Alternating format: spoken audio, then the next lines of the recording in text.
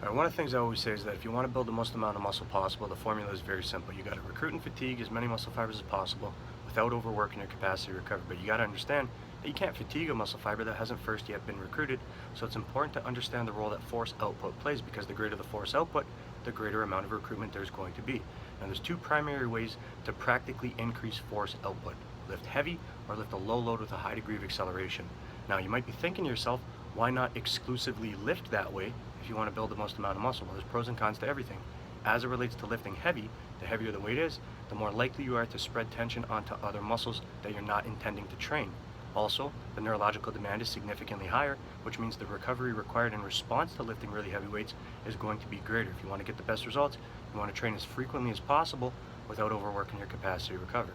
As it relates to lifting a low load with a high degree of acceleration, when you do that, you're going to generate momentum, which lowers the mass to overcome. This can result in reduced muscle activity at later portions in the range. So if you're trying to recruit and fatigue as many muscle fibers throughout a muscle's entirety, you might not accomplish that by lifting this way exclusively. So it's important to understand this, because it should influence the way you do what you do, depending on why the fuck you're doing it in the first place. You like the information, share it. Click the fucking button at the bottom of the screen you're looking at, subscribe to the channel, support me, and I'm gonna keep on bringing it.